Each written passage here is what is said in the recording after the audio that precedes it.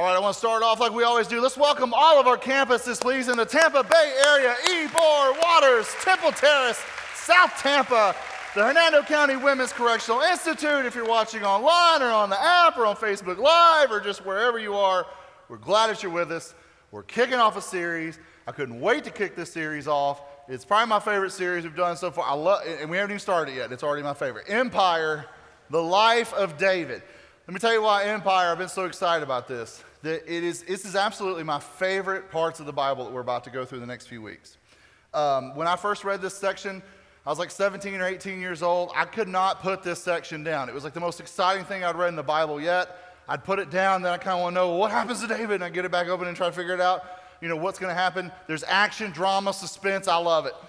And you're about to see a side of the Bible that maybe you're not familiar with, because we're going to be talking about jealousy, murder, lust, scandal, death. A lot of blood hits the floor. There's a brutal chase scene that goes for several chapters. There's lots of scandals, political controversies. It's like if you took a Shonda Rhimes show and mixed it with a Steven Seagal movie. And I love it. And these are actual historical events.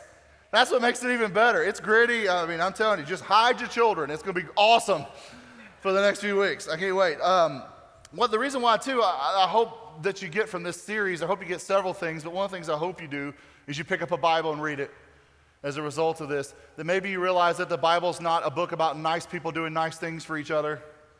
It's a very extraordinary picture of raw, warts and all humanity and a God of the universe in their relationship. And it's incredible stuff. You and I are in the Bible, and I hope you and I will find ourselves in this epic story of the life of David. Now, let me just go and give you up front, we're all going to get in the car. I'm going to set up this story, and then when I get to my destination, you're going to realize why you're here. Okay, so we're going to load up the car. Let me go ahead and tell you about this 5-week journey we're about to be in. We're going to be covering a 90-year span. There's always some history buff out there that wants to know, like, where is this? What exactly is happening? All right, so 1050 BC, that's my history buff voice, it's pretty bad. 1050 BC to 960 BC, that's where we're going to be for 5 weeks. We're going to be in this 90-year span. We're going to start off our first week here in 1050 BC with the country of Israel, and they have a prophet named Samuel. If you were a prophet, that's a pretty tough gig back then. Sounds like, the man of God, right? No, that's a really hard job because you do two jobs. You're the spiritual leader and you're the judge. So you're the spiritual leader of Israel, and they're kind of a stubborn nation, and they kind of don't want to always do what God wants them to do, so there's some tough things in that because you're trying to tell people things and they're just not feeling it. And then there's the judge part of it, where you're hearing their cases and trial by trial. And what happened is that, they had a prophet, but all the other countries had a king. And eventually the people of Israel were like, yeah, man, I wish we could be like the other nations and have a king. And Samuel's trying to tell them, he's like, guys, we're led by God. That's kind of different. And I'm kind of, I don't know if you noticed this, but we've had some battles that we shouldn't have won, but we did win because God intervened on our behalf. We are a chosen nation, and we're ruled a little differently than everybody else. And the people are like, that's awesome. We'd like to have a king. Just like everybody else has a king. So they go to Samuel, and Samuel again tells them, guys, if you have a king, you need to understand what's going to happen. There's going to be a piece of everything that you own that's going to go to the king. The king's going to draft your sons into battle. Listen, the kingdom doesn't happen by itself. We build it for the king. Everybody's going to have to give a part and lose something if we have a king. And the people are like, man, that's something to think about. Hey, we want a king. So here's what happens. 1 Samuel 8, this is what the people say. We want to be like the nations around us. Our king will judge us and lead us into battle. So Samuel repeated to the Lord what the people had said, and the Lord replied, do as they say. Give them a king. And then Samuel agreed and sent the people home. Here's what the people said. This is really interesting. Israel, we're so tired of being the chosen nation. We're so sick of being special. Well, I know we're unique and all that, but we don't want to be unique anymore. We want to look like the other nations that we defeat all the time. So here's what's interesting. I see this, and I see this all the time in life that we live now, because it's interesting, because God makes us all unique and different, but we spend so much of our life trying to get rid of what makes us unique so that we can blend in everybody else. We get on to teenagers for doing this, but we do it all the time. What I think is, and the reason why I bring this up is there's a cost when we give up what makes us exceptional to be acceptable. There's a real cost in your life when you give up. Hey, single people, really hear me on this one. When you give up what makes you exceptional just to be acceptable. You may not see that cost now, but there's a very real cost that happens when you take off what's unique and you put on the uniform of culture to just try to blend in and be like everyone else and get rid of what makes you unique. We're not always going to see that immediately, but you're going to see the cost of what happens here throughout the next few weeks. So now Samuel has the job of finding a king for the nation. And God leads him to a guy named Saul. Saul was from the smallest tribe in Israel, but he was a tall, handsome dude. You'd look at him and go, that's the king right there. I would respect that. I would picture him like a Tom Selleck, but taller, okay? And you look at him and you go, man, this guy looks like a man's man. This is the guy, right? This is the guy that we want. He looks the part. Samuel anoints Saul as the first historical king of Israel. So now we have him, and here's what's interesting about this. God gave him a new heart that day. God filled him with the Holy Spirit and just basically said, this is my guy. Even though God didn't want him to have a king, he helped him choose the king, and he blessed that king anyway. And so what happens is, a month into Saul's reign, there's this brutal country called Ammon that wants to invade. And Ammon was kind of a brutal country. In fact, if they took you captive, they gouged out your right eye to mark you. So all the men, women, and children would be missing an eye, and that's how you knew if you were captives under their control. So Saul's like, we can't let this happen. He rallies the people into this major, major military upset victory. And the people are excited. Then there's another country, Philistia. And their people are the Philistines. And you're going to hear their name a lot, because they're kind of the rival nation with Israel. They're always button heads. And the Philistines, they find the Philistines, and Saul's like, let's attack them and make a mark. And man, they do, and they beat them. What happens is Philistia is upset, and they say, we're bringing almost all of our army right now against where Saul is camped. We're going to retaliate with a massive army and wipe him off the face of the earth. Israel will learn never to do this again. So Saul's camped out. The Philistines are going to retaliate in a massive way. And now there's two problems. Two problems. Now I want you to follow me on this, because I am headed somewhere. You're like, this is a great history lesson, but there's a ball game on. Just hang on, okay? I understand. Catch this. He's got two problems. Number one, they're pressured. They have a massive, massive army coming at them, and people are ditching the army left and right. If you're sleeping in that camp, you wake up and your dude next to you, he's gone. He's already left. He snuck out in the middle of the night. He's like, yeah, I'm not doing this. I'm not dying. So people are leaving, and Saul's panicked. And another thing is, Samuel, the prophet, tells Saul, I want you to wait for me 7 days. When I arrive, I will give an offering to God, and we will get special instructions from God. And he makes him wait 7 days. See, what Samuel is trying to do is that even though Saul is a higher authority, he wants to make sure that Saul is listening to the highest authority. 7 days. No Samuel. Saul's watching his army literally running away by the hour. It's shrinking and shrinking. And he makes an executive decision because Samuel hasn't arrived. He goes, all right, I'm going to play prophet. Let's do the offering right now. So they burn the offering, and he does whatever he can think of that Samuel does. And as the smoke clears, Saul looks, and there's Samuel.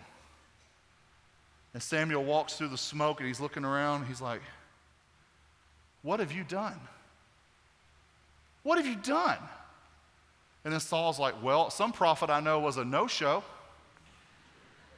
Told me you show up, and you didn't show up on time. So I went ahead and I took matters into my own hands. I made an executive decision. So now they're staring at each other. It's a very awkward moment for the whole army's watching this go down. And then here's what happens. 1 Samuel 13, verse 13. How foolish Samuel exclaimed. You've not kept the command the Lord your God gave you. Had you kept it, the Lord would have established your kingdom over Israel forever, but now your kingdom must end, for the Lord has sought out a man after his own heart. The Lord has already appointed him to be the leader of his people, because you've not kept the Lord's command. What's interesting is Samuel tells him, Saul, bro, you blew it. Now your reign is going to have to come to an end. Now God is going to pick someone else to replace you whose heart burns for God. Because obviously that's not where you're at right now, Saul. Apparently you forgot who got you here, what happened here. And what's interesting is he says, God's not interested in you appeasing him through rituals. He's interested in whether or not you listen to his voice and obey. God is not interested in the motions. I want you to think about you for a second. Are you doing the motions? God's not interested in the motions. And you may think this is kind of harsh. You're like, man, he messes up once, he's going to lose his reign. I mean, what's up with that? Well, this is not just one event. This is a prevailing attitude, and we're going to see this pop up again. God knew that Saul will go some of the way, but he's never going to go all the way. He's never going to go all the way. Now check this out. Later on, God gives Saul another command, and he says, "No, Saul really needs you to hear this." This is through Samuel. Samuel's telling Saul what God's speaking. He says, listen, Saul, this is really, really important that you hear this. The Amalekites have to be completely destroyed. Let me point you back. The Amalekites were a very brutal people who lived in a very hate-filled culture. They were all about hating some Jews and killing some Jews, and they would love to have wiped out Israel from the face of the earth. And God gives a special, rare command. He says, Saul, the only way to protect the nation at this point is to completely destroy all life in Amalek. You have to go in there, wipe out everyone and everything, every animal, everything has to die. It is extremely important that this happen. Can you do it? So they attack Amalek. And here's what happens. They kill all the poor quality animals, but they keep the best ones. They kill all the people, but they take the Amalekite king because Saul wants to showcase him as like a little walking trophy. Let's put a rope around his neck and we'll walk him around and go, oh, look at these big, bad, brutal people. But they were no match for us. Here's their king. God tells Samuel, you need to go to Saul right now. Our boy is not working out. And you got to confront him. So 1 Samuel 15:13. When Samuel finally found him, Saul greeted him cheerfully. May the Lord bless you, he said. I have carried out the Lord's command. Oh man, this guy's a piece of work, y'all. This guy, hey, I've done everything God told me to do. See, you may know someone like Saul who's, I don't want to be crude, but let me put it to you this way. They're an artist in the medium of bull manure, if you know what I'm saying. And if you know any artist in that medium, it always catches up with you. And this is all about to catch up with Saul real quick. Because he thinks he's fooling everybody. He's not fooling anybody. Here's what happens. Verse 14. This is Samuel. Oh, then what is all the bleating of sheep and goats and the lowing of cattle I hear? Samuel demanded. It's true that the army spared the best of the sheep, goats, and cattle, Saul admitted, but they're going to sacrifice them to the Lord your God. We've destroyed everything else. Then Samuel said to Saul, stop. You ever had to say that in a conversation? Yeah, I'm going to cut you off right here. I'm all full of baloney right now. Thank you very much. And this is what's interesting.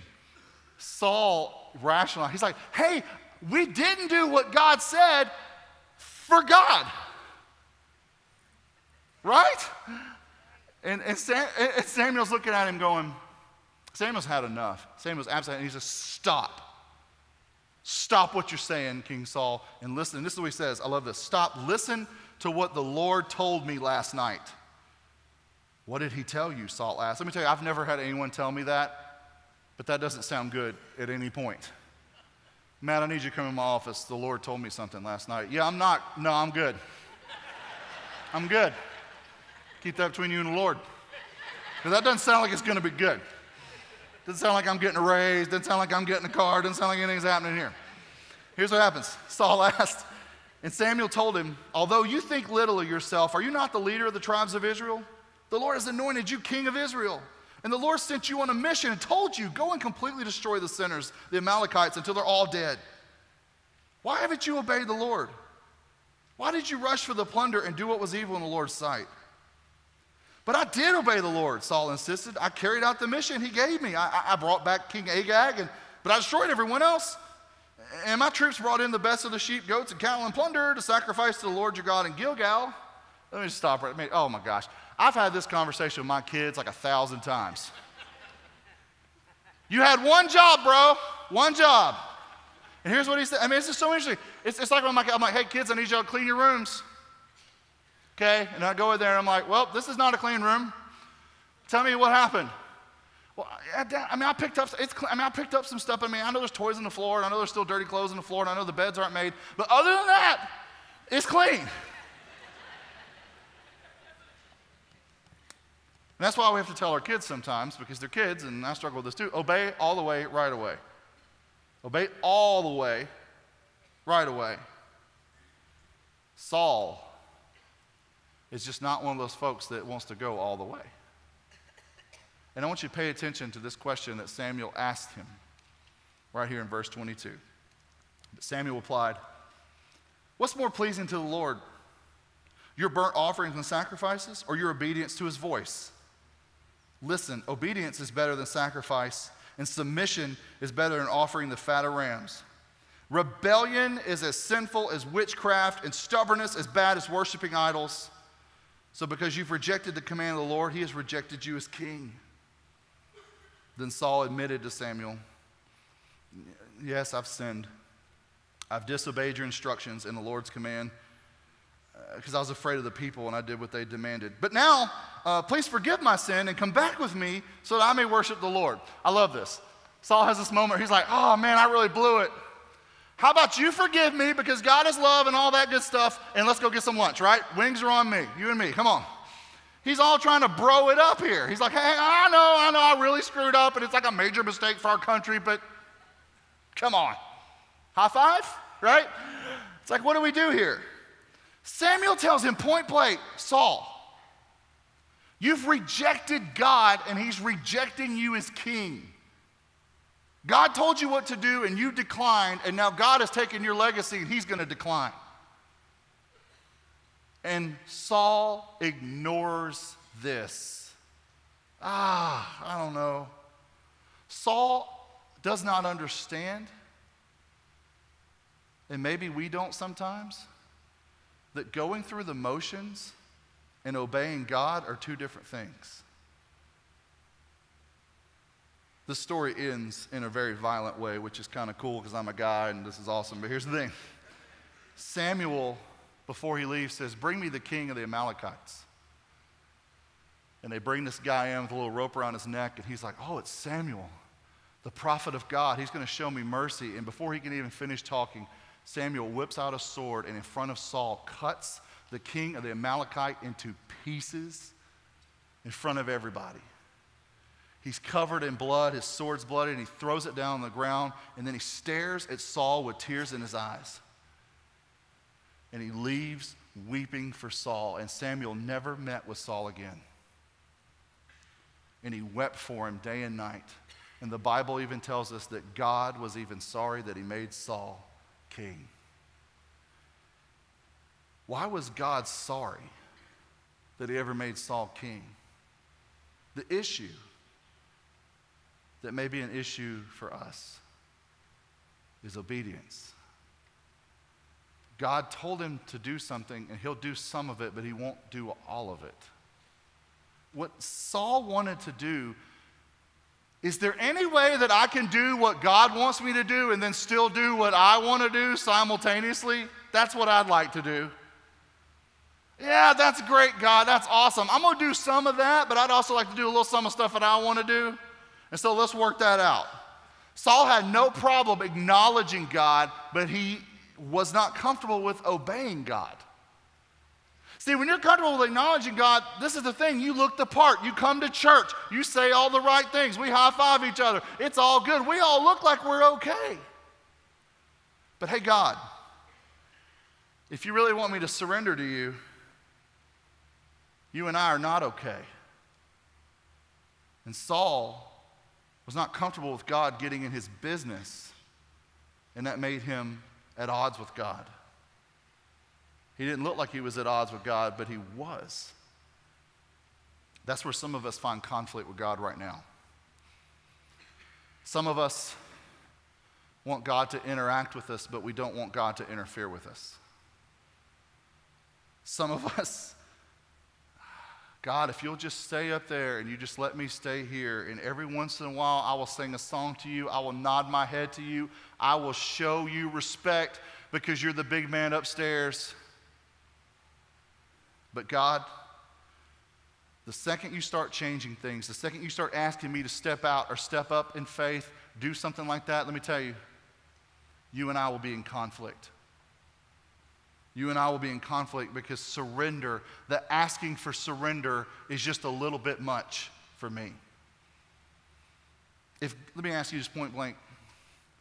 Is God asking you to do something, but you're just not sure you can go all the way? You're not alone, but you need to be aware of one thing. The Bible says that blessing comes with obedience. And we've learned that with our parents. Obey our parents, things go pretty awesome, right?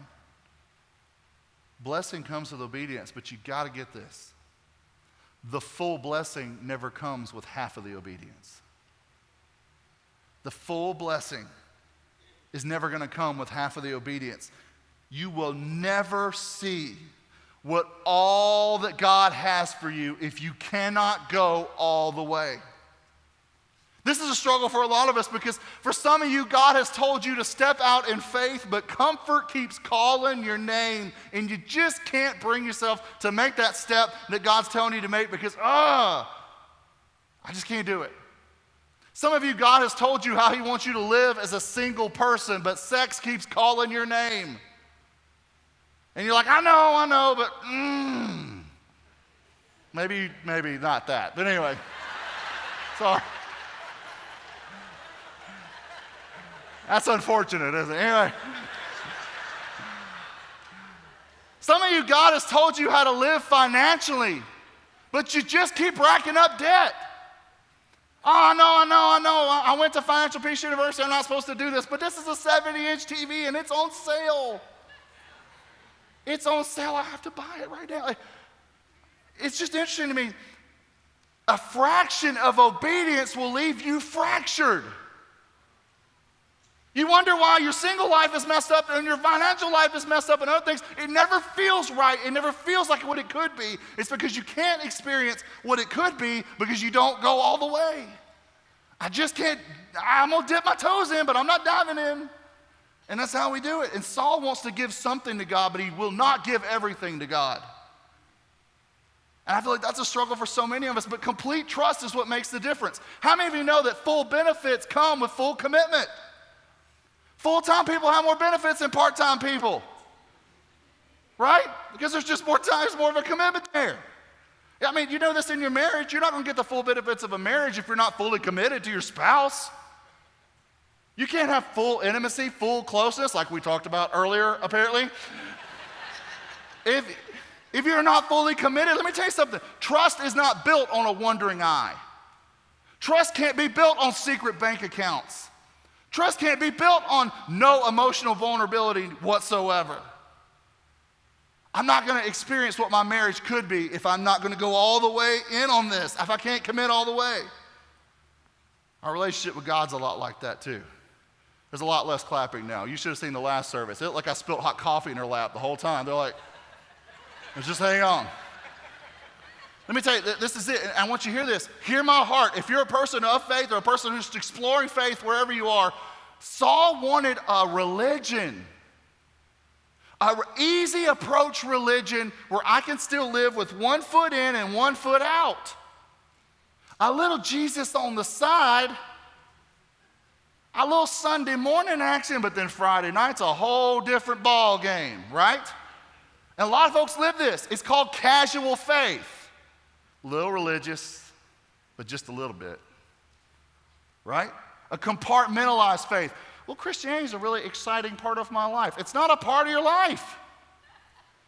It's like we treat faith like a cross necklace. It's just a cool accessory. Oh, check me out. Such a believer. And I'm not knocking if you have a cross necklace. I'm just saying this. Some of you are like, here's what I'm saying. Faith is not an accessory. Faith is not some cross that you pull out of your pocket when times get hard, and then when things are easy again, you go back in the pocket you go. Right? And here's the thing. You got to deal with the fact that if you acknowledge the reality of God, that's awesome. So do demons. But here's the thing. God's real. Okay, that's awesome. But can you surrender to his will for you? That's the $1 million question. Saul wanted easy religion, but God wants a relationship with you. He's not interested in a religion with you. God called Saul and blessed him, set him up as well as he would set up anyone else. I'm going to put the Holy Spirit in you, your heart, everything is in you. I'm setting you up. I want to be with you, Saul. If you will listen to me, this is going to work. Saul loved being king, but he just had a real big problem with that King of Kings. The problem with leadership is not the willingness to lead, it's the unwillingness to be led. I just can't hear what anyone else has to say because I sit in the big chair. And his reign was cut short. His legacy was handicapped because he would not fully surrender. Samuel asked him a question that I want to ask you. What do you think pleases God? Rituals or obeying his voice? The motions do not move the heart of God. They may move you to a church building, but they don't move anything else. And I want to just point out a really weird thing about this passage. Samuel also said, rebellion is like witchcraft. What? You know, being stubborn is like worshiping an idol. And you hear stuff like that in the Bible and you go, that's a little extreme, right? I mean, but it's not just in the Old Testament. The New Testament does this too. In the Old and New Testament, particularly in the books of Romans and 1 Timothy, it'll start talking about different things that you need to stay away from, and those lists have things that don't go together in our mind.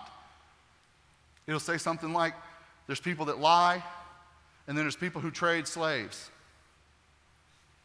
Well, I would certainly think that the former should be given a pass, right? But they're listed equally. And it says that the people who dishonor their parents and people who are sexually promiscuous, same list. Why is that? I mean, and let's just be honest. Is rebellion like witchcraft? Is being stubborn like worshiping an idol? Why would Samuel say things like that? Why does the Bible put things in lists? And you know what's so funny about those lists? A lot of Christians like to get a little picky with that list, right? Because you know what's interesting about those lists? They're not ranked. They're not ranked. And that's what's so weird to me is that these things don't seem to go together. They don't make sense. There should be like a level 3 sins and then level 7 sins, right? And a lot of Christians read that same list and go, well, that's obviously a level 9 because that's not something I struggle with. I don't understand these people. They're much worse than me. But the things that I struggle with, they're fine. They're like levels 1s and 2s. Why does the Bible put them all on the same list? It's really easy. This is what I believe Samuel was saying to him. Saul, you can idolize your own perspective. You can make your view of the world an idol in your life. If you are more confident in yourself than in your Creator, hear me say this, that is called self-centeredness. Is that I hear you, God, but let me run it through the old me filter. I'll be the judge of what I actually need to be doing. You know what? This is really, you know why these things like occult type things are thrown in here? Because some of you are like, well, I'm not like running around with a dark cloak, like doing boo-boo to people and stuff, right? I'm fully aware that's not what a witch does. But anyway, here's the thing. Why is that in the same boat? Because here it is. If you'd rather trust you than trust God, you might as well put a Ouija board in your hands because it's the same thing. Rejecting God more politely is the same thing as rejecting God. I just don't do it as tacky. It's the same thing. When you look up at God and say, yeah, no thanks, it's all the same. God is not interested in you trying to be religious. He's not interested in making deals with you on the side. He's interested in a relationship where you finally actually trust him. Now, this is an important time to change the subject for some of us who really want the subject changed. To say, wait a minute, Matt, I get where you're going, and before you step on any more of my feet right now, I only have two. Here's the thing. I thought this was Empire, the life of David. No, David. Where's he at? Well, David's going to show up next week. Pastor Craig's going to bring that message. You're going to want to hear it. But the reason why we're spending time on Saul is because to understand David, you're going to have to understand Saul. Because what's going to happen is the consequences of Saul's decisions, the consequences of the fact that he just will never quite bend a knee all the way down, causes him to be a deeply insecure man, and that has dramatic effects on David's life. And you're going to see that. But in the same way, I beg you to look in the mirror and ask yourself, are there traces of Saul in me? It's easy to dismiss Saul as this ridiculous king that didn't get it. No. I think he struggles with something that we all struggle with. Because let me tell you something. Just like Saul's legacy is going to cause havoc for David's life, the consequences of a stubborn heart in your life will dramatically affect the people who love you and the way that your life plays out. There's no such thing as you making a decision and living this way and it not affecting everyone else. I'm going to be honest with you. It's not too late to experience what can be in your life. I hope you hear this and make a change. I hope you hear this and go, I don't like what I see in the mirror. I'm a little too much like this guy. I get this struggle. But let me ask you, if you finally really trusted God, and I mean it, you trusted him, would your life look different? Would your marriage be better or worse if you trusted God? Would your relationship with your family be better or worse if you finally really trusted God? Would your relationships at work and with your employer and with your coworkers, would those be better or worse if you finally trusted and listened to what God is saying to you? The full blessing of God and everything he wants for your life is still available to you, but it cannot come with half and half obedience. Well, I'll do some of that, but I'm not going all the way. I don't want to get crazy with it. I know it's scary, but I'm begging you as a person to go all the way in. Go all the way. Whatever God is telling you to do, go all the way. You will not have any regrets. No one looks back on their life and is like, man, I wish I hadn't given my life to Christ. That didn't work out. You know what people say? I wish I had done it sooner. Now's the time to surrender. Let me tell you, God can do amazing things with a stubborn heart if you will give him a chance. Go all the way. Don't be like Saul. Learn from this man's life. If God is calling you to do something, go all the way right now. I want to turn it over to our campus pastors so they can close the service.